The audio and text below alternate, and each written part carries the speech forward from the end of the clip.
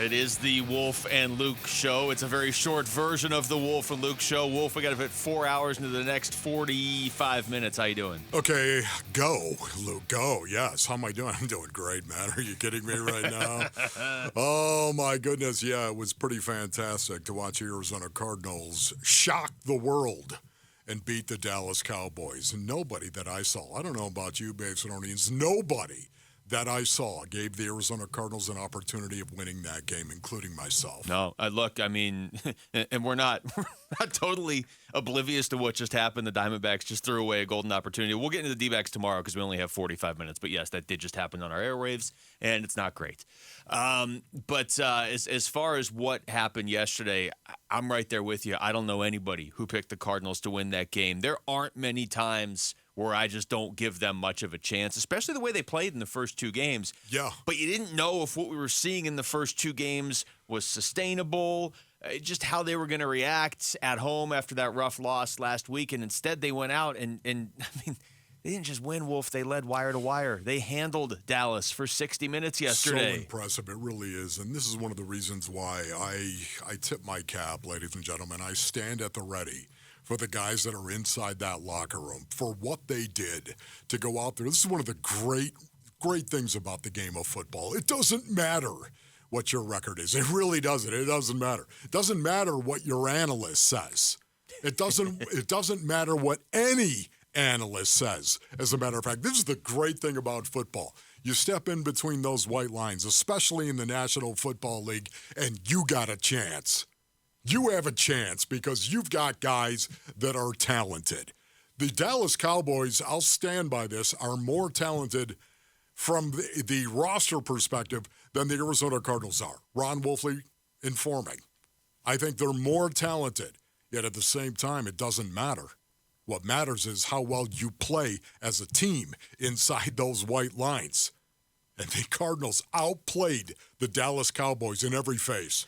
You know, this got to a point, and I don't know how you felt at the game, Wolf, but when they were leading at halftime again, like going into this game, we talked about it last week, nobody expects you to beat Dallas. If you can do it, that's awesome. In terms of just point spreads, I'm sure it was the biggest upset of the season so far. I know Baltimore just lost to the Colts too, so maybe it's right there. But once they were up at halftime again, third straight game being up at halftime, I thought to myself, like, they got to win this game. They can't lose a lead at halftime again. I don't care how good they're supposed to be and how good Dallas is supposed to be. They can't keep losing like this because it's going to undercut all the hard work you're putting in. So in a weird way, it became okay, they need to win now in the second half, at least for me. Yeah, that was, for me, it was going into the fourth quarter. That, to me, is always, the Arizona Cardinals have had the lead going into the fourth quarter in all three games. Yeah.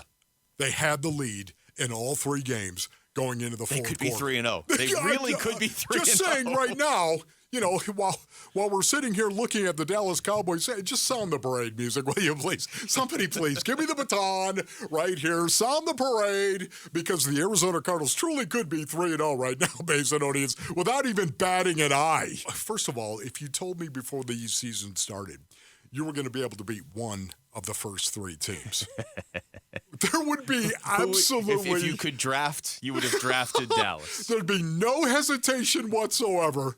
Beat the star. Beat the star at home, especially.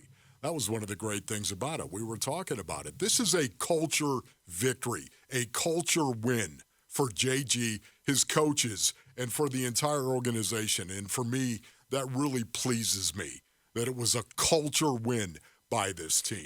That's a great way to put it. It was a culture win, and I also think it reinforces what you're doing.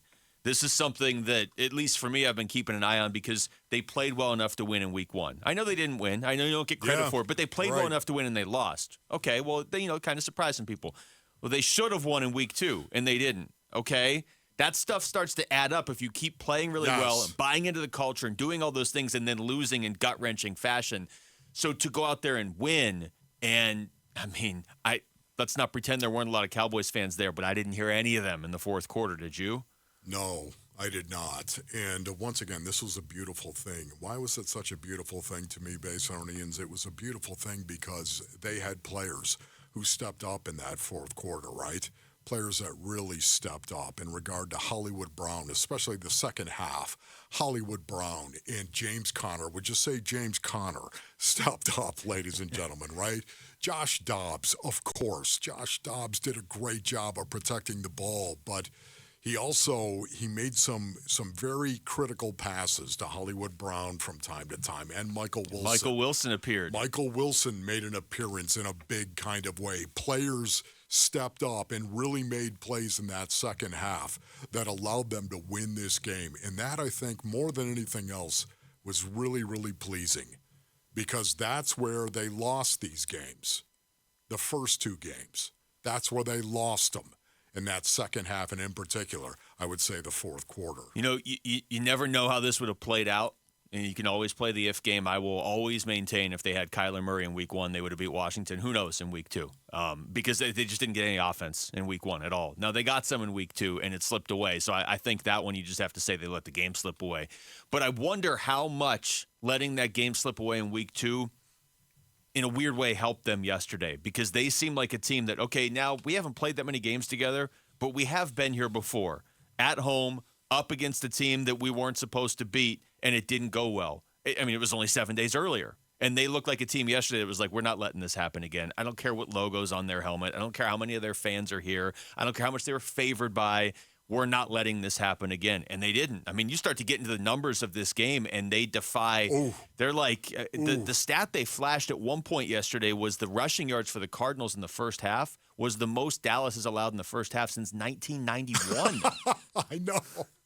That was kind of stunning right there, was it not, Luke? Yeah, this is not like, hey, this is the best play of the season. We're going back like 30 years. Yeah, like 30 years. You know what also, too, going back to the culture win, Basinonians, this was a culture win. This was kind of the thing that JG and his staff really can cherish and hold on to, because it does say to every player that is in that locker room, you just listen to what we're telling you right now. You just keep doing what you're doing right now. And we're going to win games. We're going to win more games this year. Yeah, they were physical. When we talk about the culture win, we talk about pads, do we not? Physical, accountable, disciplined, and smart. Physical. They had 222 rushing yards. And you could go ahead and eliminate Josh Dobbs as well. Go ahead, the quarterback on that play, go ahead and do that, and that's fine. I got no problem if you want to take his yards away.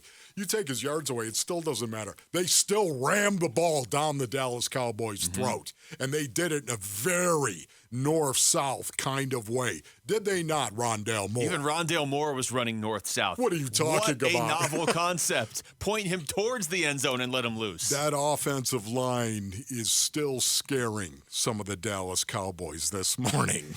Okay, I'm just saying. Scary is on the wall, scary is on his way. Isn't that right, Will Hernandez? They were physical at the point of attack. They were accountable. They finished. This is to me, being accountable is going out and finishing what you started. Finishing. This was something JG was all over him about as well, right? Finishing. Finish strong. They didn't finish well. They didn't finish well in Washington. They didn't, playing the Commanders. They did not finish well in that fourth quarter. They did not finish well, as we all know, especially in that fourth quarter. Especially against the Giants. Against the Giants. They did not finish well. They had to finish. This team went out there, were accountable to each other, and they finished. They were disciplined. They didn't kill themselves. You know what? The Cowboys were the undisciplined team. They killed themselves with 13 penalties. They were smart. We didn't see blown coverages by the Arizona Cardinals. And, oh, by the way, the Cardinals were perfect in the red zone, and the Cowboys were 1 of 5 in the red zone. You want to talk about the difference in this game? Smart game plans for the red zone. Well, Cardinals scored on their first 5 drives, all 5 drives in the first half against a defense that was looking like it might be the best in the NFL, or certainly one of the best, and they're still good. I mean, this doesn't end Dallas' season, but it was the Cardinals had to walk through it too, because if you remember, the third quarter ended with a Micah Parsons sack, and you're like, oh, okay, here we go. This is Jonathan Gannon after the game talking about the locker room buying into the culture. You know, honestly, I don't think wins and losses validate what you're doing on a daily basis. Obviously, it's a production business, so you got to win games. But that team has been bought in since, with their head held high, losing on the road week 1. A game that we felt like we should have won. Week 2, a game that we felt like we should have won. They kept their chin up. They went back to work, and that's what we got to do this week because we got a good football team going to San Francisco. Look, I'm not saying he's wrong, and he obviously knows his guys better. But if you get 10 games into the season and you're 1-9 and you've lost 6 games you led in the fourth quarter, that's going to start to chip away at you. So I think that game yesterday, that to win it once you were up going into the fourth quarter, like you said, or even at halftime, that was huge. You had to win that game at that point. No doubt about it, man. I'm just thinking what a huge win going forward right now. To be 1-2, 1-2, and to beat the Dallas Cowboys when literally nobody thought you had a shot to beat the Cowboys. Be competitive. Yeah, okay, be competitive. Go out there and be competitive in the fourth quarter.